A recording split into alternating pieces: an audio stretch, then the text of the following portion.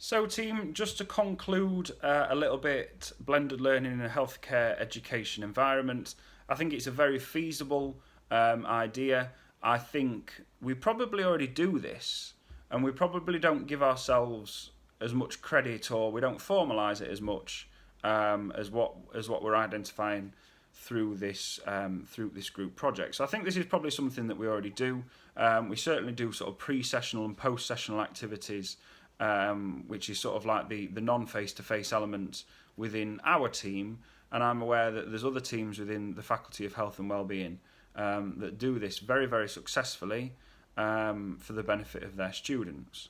We've aimed to identify a couple of the critical aspects, and we've looked at things like the use of online forums. Are they always as successful as what we would like them to be?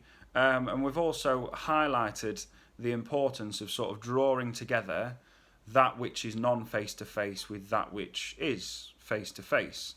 Like I said, I spoke to one of the gents that works in our technology enhanced learning team within health and wellbeing, and he really emphasised that that's quite a key concept to him, and something which students particularly value, because then it values their input from the pre-sessional environment or the online environment into the classroom and vice versa. We've talked briefly about two specific papers that I've looked at, which were both prospective pilot studies exploring different concepts within healthcare education. So I think it's perfectly feasible. It's something that we can definitely do and potentially do more of, and it's just important as to how we engage the students. And you know, from what I've seen and from what I've read, there are a lot of potential benefits to doing so. Just to pick up on one last idea, which again was highlighted to me by the gent that works in our technology enhanced learning team. He said to me that we have to be very conscious of the online tools that we ask our students to use. When you consider that, you know, I'm one individual that teaches paramedic science of 11 that make up our team, if I have my particular tools, online tools that I like using, but each of my colleagues has a different set of tools, then that's going to get quite complex and quite complicated for the student quite quickly.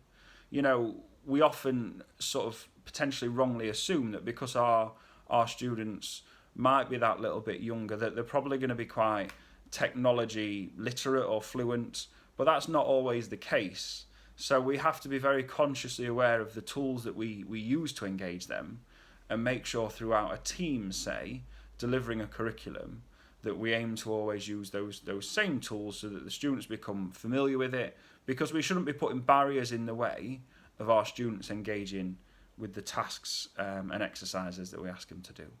So thank you very much for reviewing this video. I hope it's been of some benefit. There's some similar videos being produced for blended learning in different sort of educational areas. I hope you've found it beneficial. Thanks very much.